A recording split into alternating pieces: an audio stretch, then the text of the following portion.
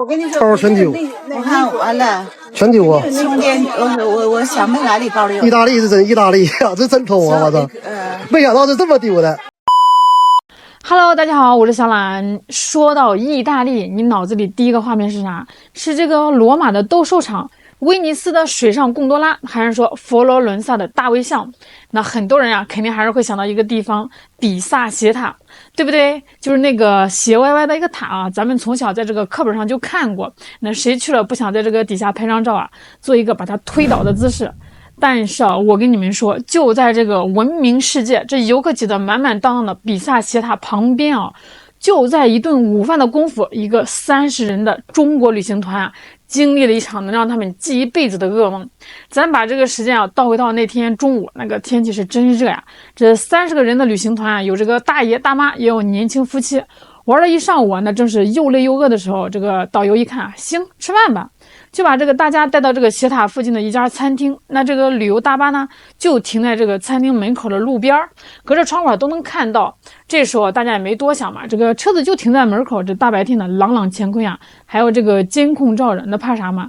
吃个饭嘛，顶多就20分钟，半个小时，快得很呢。你一言我一语，大家一拍即合，得了，省点事吧。所有人的行李啊，大大小小的行李箱，甚至有人刚在巴黎血拼完，还没来得及拆牌子的名牌包、名牌衣服啊，一股脑全都留在这个旅游大巴上。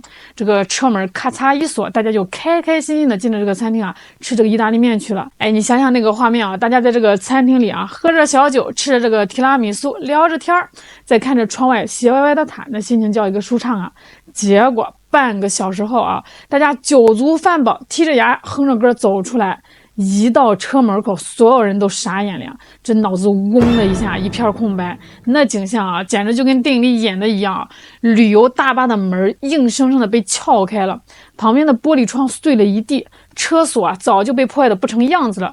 大家赶紧冲上车一看，心瞬间凉了半截啊！这车子里头被翻得乱七八糟，跟这个台风过境一样。而最重要的啊，30个人的行李啊，30多个箱子、背包啊，是一个不剩，通通不翼而飞。被洗的比脸都干净啊，那可不是丢了几件换洗衣服那么简单呀！这损失啊，听了多少人痛到无法呼吸啊！我给你们举几个例子，这都是团里游客的真实经历。这个团里有位大哥姓金，咱们就叫他金大哥啊。他这趟欧洲行啊，上一站是法国巴黎，在这个老佛爷百货，那可是大开杀戒，买了好几个名牌包，还有最新款的风衣。准备回来送这个老婆送女儿啊，让家人高兴高兴嘛。这下好了，别说是送礼了，连包装袋的毛都没看见，全给小偷送温暖去了。那还有更惨的啊，另一位张大哥啊，这是辛苦了半年呀，存了20几万，就为了圆自己一个梦，买了一只劳力士的水鬼手表。那表估计他拿到手都没舍得戴几次，就想着带来欧洲玩，撑撑场面啊。那也就是吃顿饭的功夫啊，这20几万瞬间归零了。连个响都没听到，这个现金啊、手机啊、平板、电脑这些东西啊，那就更不用说了，那肯定是第一批被拿走的。这个导游啊，在那边焦头烂额的帮大家统计，粗略一算啊，整个团啊，直接经济损失啊，就高达几十万人民币。这一顿饭就吃掉了几十万啊！你说这个饭吃的有多贵？但钱没了还不是最要命的，最要命的是什么？是证件啊！那好多人的护照、复印件啊、什么身份证啊、银行卡了、信用卡了，都习惯性的放在这个行李包或者是背包里，那这下全没有了。这个导游啊也是赶紧打了电话，这个意大利的警察啊穿着帅气的制服啊，倒是很快的就来了。但是来了之后呢？拍照、存证、做笔录，然后给每个人啊发了一张报失单。这张纸啊是意大利文和英文的双语版，非常重要，是你将来回国找保险公司理赔的唯一凭证。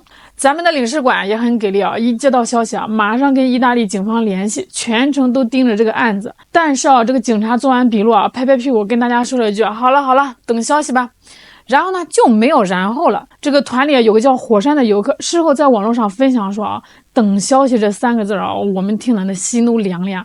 在国外丢东西，你想找回来，那比登天还难啊，基本上就是石沉大海了呀。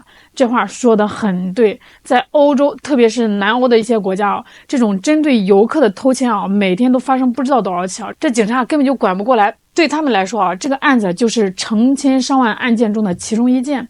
那他们能做的就是给你开张单子，让你走个流程，你指望他们帮你把这个劳力士追回来，你还不如指望这个比萨斜塔自己站直的比较快点。出了这么大的事啊，这个团员们心里肯定窝火啊。那这会儿往哪发呢？自然就想到这个旅行社啊，我们是跟团出来的，你们旅行社有责任保障我们的人身和财产安全啊。这话对不对啊？对，咱们国家的这个旅游法写的是清清楚楚啊，这个旅行社啊有安全保障的义务。这次事件啊，旅游大巴就停在路边，那吃饭的时候，导游就没有安排一个人留守在车上呢？也没有选择停在有保安看管的停车场，是不是太大意了？是不是有疏失？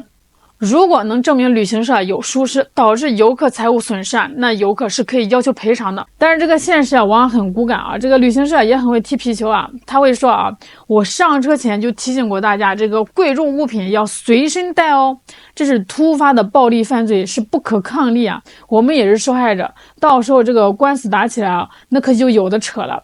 那想靠自己在意大利打官司呢，我劝你还是省省吧，因为在这个意大利呢，这属于刑事案件，得由他们的检察官去告小偷，这个游客只能附带提个民事赔偿，那个流程是又慢又复杂。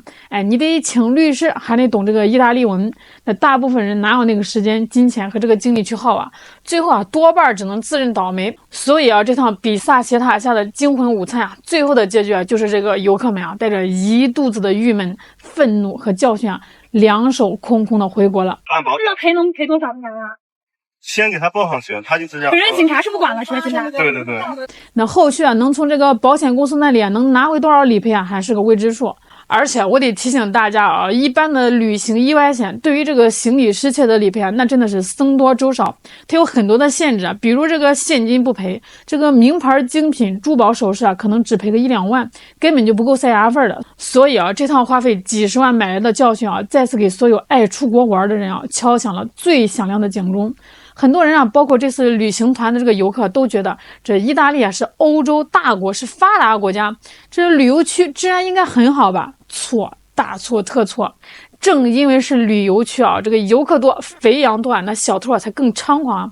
在他们眼里面，你不是游客啊，你是会走路的钱包啊。那位金大哥啊，事后就懊悔的说啊，真的是太大意了，总觉得这种倒霉事啊不会发生在自己身上。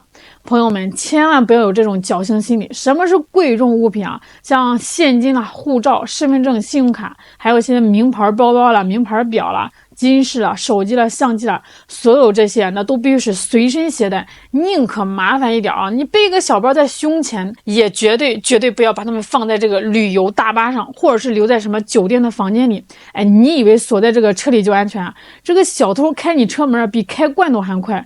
出国玩看世界啊，那体验不同的文化是一件非常美好的事情，但是千万别忘了啊，安全这根弦啊，一分一秒都不能松。只有我们自己啊多上心，多一份警惕，那才能少一份惊吓，让我们的每一趟旅程啊留下都是美好的回忆，而不是说一张张冰冷的报案单。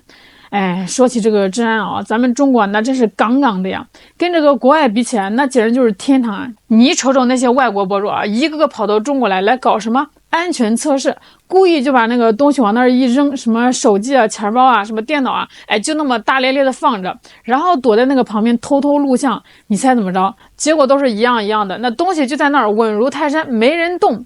这真是没有对比就没有伤害啊！英国小伙在上海都安全测评，结果却让一大波外国人纷纷破防。他故意把随身携带的笔记本电脑放置在公共区域，然后转身离开，看是否会像在西方国家一样被人拿走。视频一开始，小伙就选定位置停好自行车，同时这也是他测试的一项，因为在其他国家，即便上锁的自行车也经常会被撬走。